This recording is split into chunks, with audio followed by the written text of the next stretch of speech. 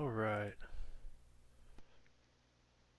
just going to cover symbolic constants. Just touch on that real quick.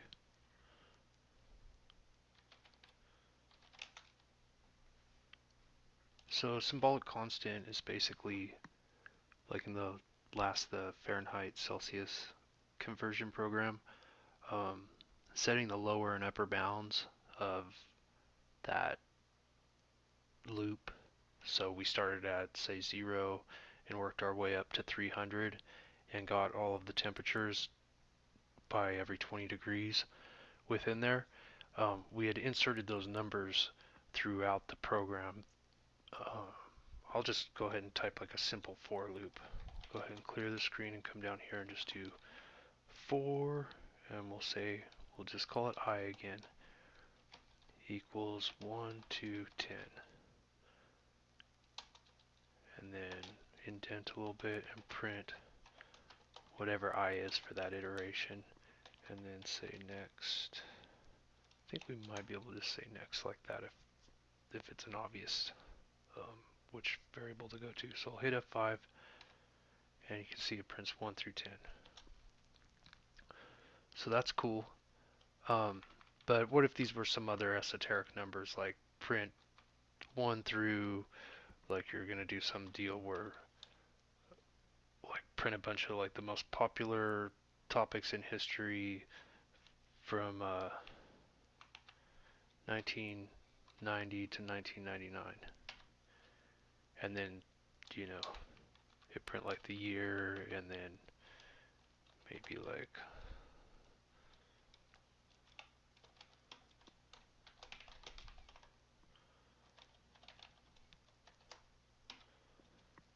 so something like that, right? Well, hard coding these things in doesn't make any sense because what if we want to change that value, or even just reading this, it's like, well, what is 1990? That looks like a year, but why is that in here? Is that something a user picked, or and it's hard coded in anyway, so it's not really anything that anybody can pick.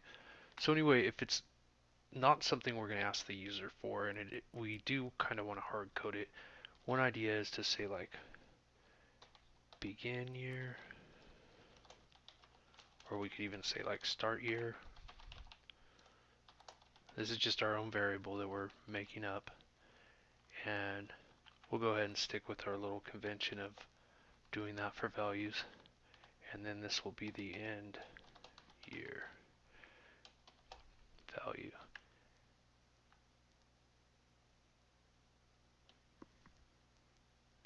Actually, I kind of gave some bad advice on that. Okay, let's ignore that for now and come up here and okay, here's the deal. It's just like saying a normal variable, but instead of doing it the normal way we do for variables, we say const for constant, saying this value will be defined once right here and it will never change. So if it does change later, give us an error. So const, we'll just go ahead and hit F1 right on that and go straight to the help. So here's the help, the const keyword, and the name, which is basically like a variable name, but the deal is that this variable won't vary. And then an expression.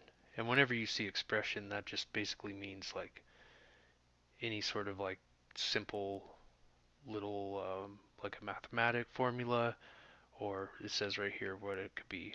Well, there's the constant name, which is just basically a valid identifier, and then the expression is assigned to the constant. The expression can consist of literals such as 1.0 or anything where you just hard code that value. That's the expression. So 1990 would be an expression. That would be a literal number. There's string literals, there's character literals. Down here in the example they're showing you right here, this would be a numeric literal, and it's getting assigned to pi.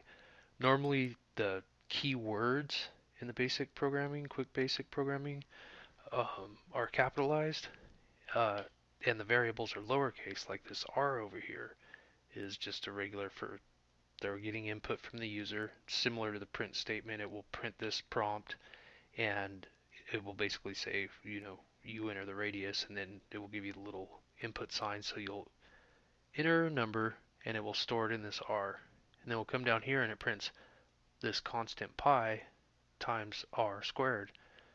So it's showing the contrast between the two types of variables. This one does vary because, technically right as soon as you type R, it's just like in BASIC, it's just a 0. So then as soon as the user inputs a number, it becomes that number, maybe even 0.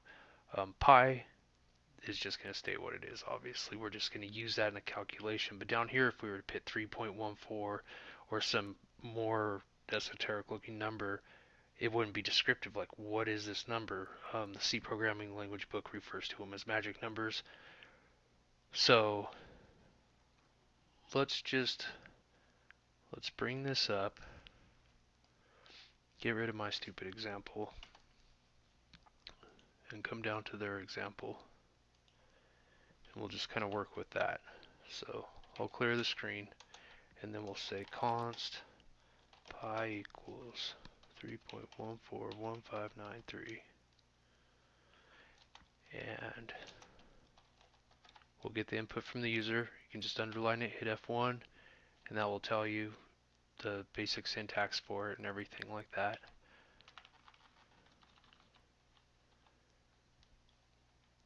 And let me go ahead and go back to that reference page there. Bring that up. Do that there. Scroll this down.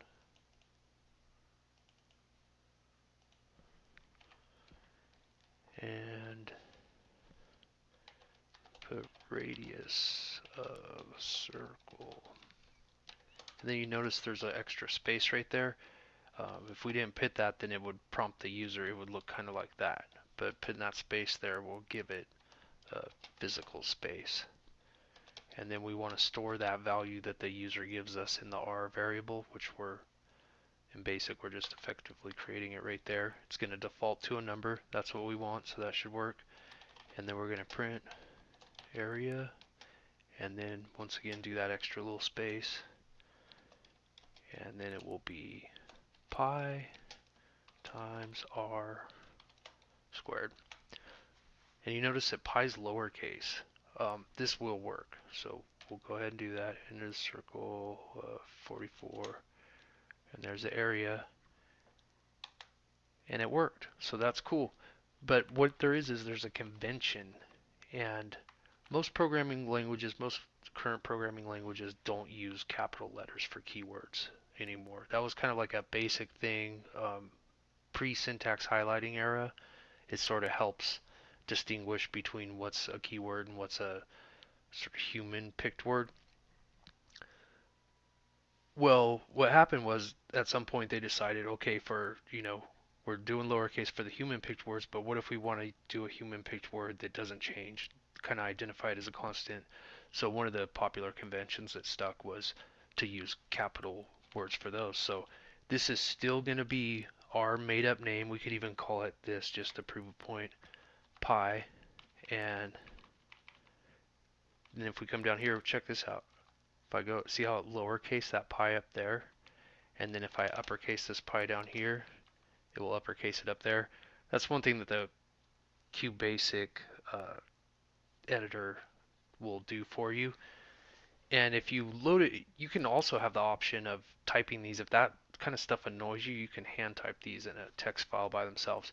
But anyway, I'm just going to run this real quick, show that it still works.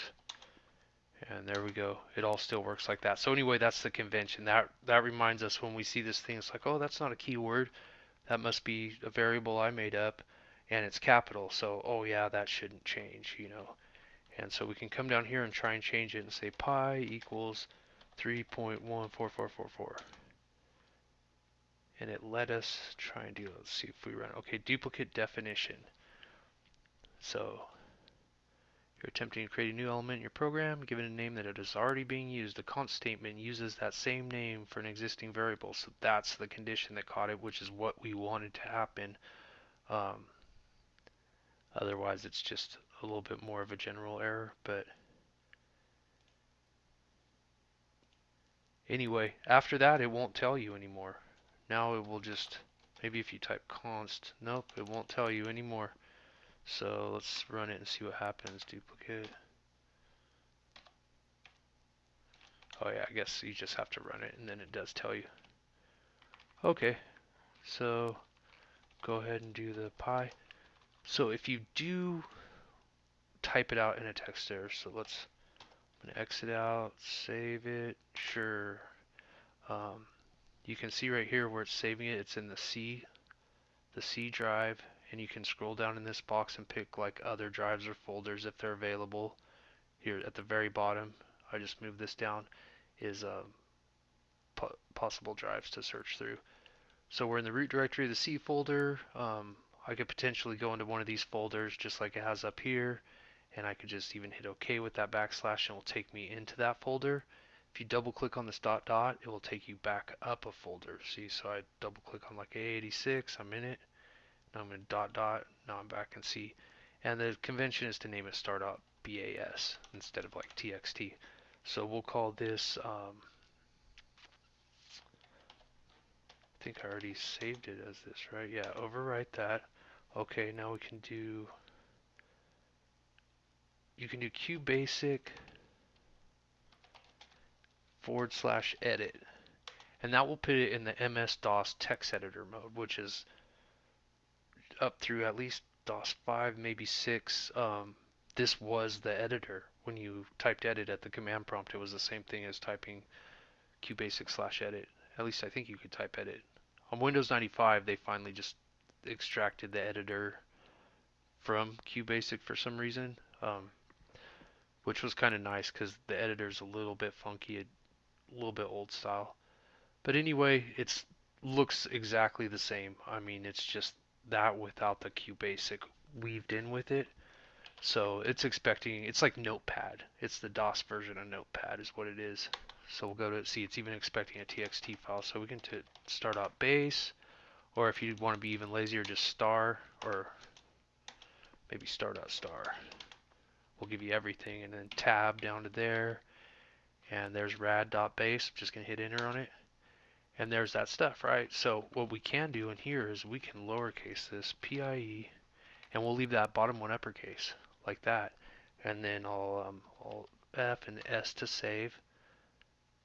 So now it's saved just like that. And notice nothing's complaining. I can even come down here and put a bunch of gibberish in there, and whatever, it's not going to complain. So I'll save this with the gibberish, and now we'll do the QBasic, but we'll run rad.b, and I'm going to hit tab to tab complete. Some MS-DOSes might not do that, but at least DOSBox should. So what that does is it opens up in the interpreter, immediately does all that syntax formatting. We get line by line, but it does it all at once, so you can see like pi is now capitalized, and then it's trying to run it, and it's getting this syntax error or whatever. So we say okay, and we'd literally have to like delete that and then try and run it again, and then it'd work. And that'd be cool. So I'm going to Alt FX, I'm going to say no, not to save the file. Hit up twice to get back to that QBasic edit. Escape, Alt F, open, star.bas, tap down here, and there it is. You can still see there's all the junk still in there because I didn't save it. So if I would have saved it, then this would have been uppercase and this would have been gone. So it would have been like that. So anyway, it's up to you. Like, you can do it in this, and then when you run it in QBasic, it's going to load up the file real quick, make these little syntax adjustments to like just, you know, give it that homogeneous, like nice little clean look. Kind of helps kick in formatting because beginner programmers are more likely to do like really lazy, ugly formatting. So it just sort of forces that on you. But anyway, the whole point was this deal right here. These are what's called symbolic. They're symbolic constants. So pi is a symbolic constant right there. In the Fahrenheit conversion program, we would do something like const, do all capitals lower, and that was 0. Oops. yeah, const. I'm gonna do an F1 under it. Oh, I forgot I'm not in QBasic right now, so I'll bounce out of this. Don't save. Up a couple times. Get rid of the run. Another little one, you can also just do a question mark to see all the options. Another one is this H deal. That will put it in a little harder to see.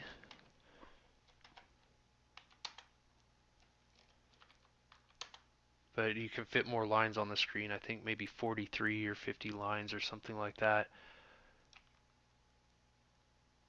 So we'll get rid of all this again. And it's going to be a const. Of course, it defaults to an integral number. And we're going to call it lower, all capitals. And that will be 0. Double check the F1 under it.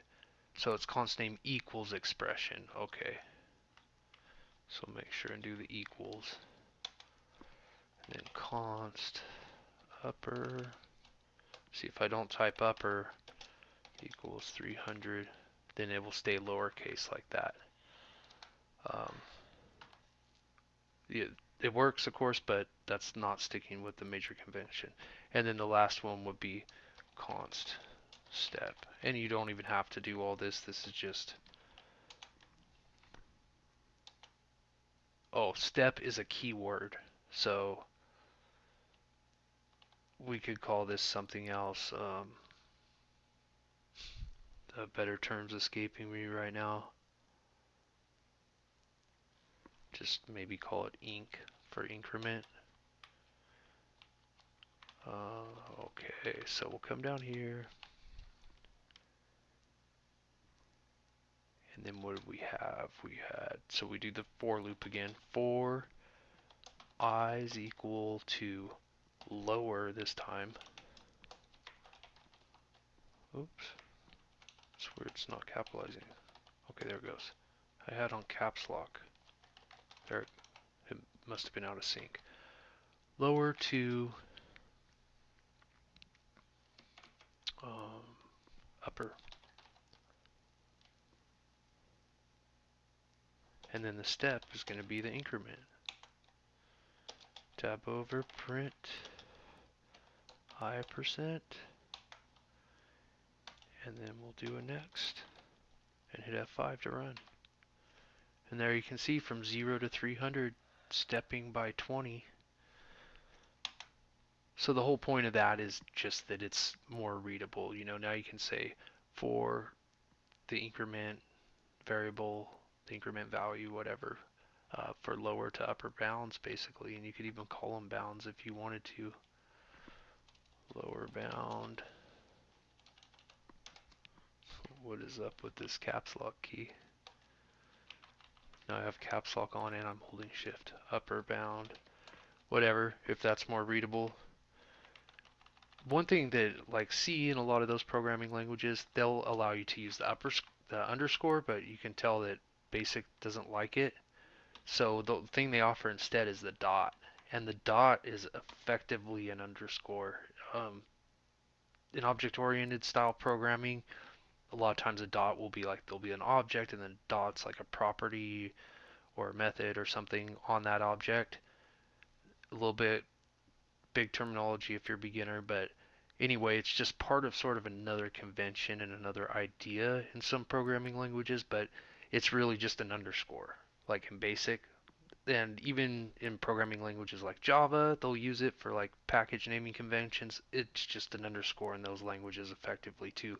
You can sort of use it as like a pseudo like property kind of thing or whatever, but anyway, that's just something to note. So that is an optional spacer you can use, because you can use has to start with a letter.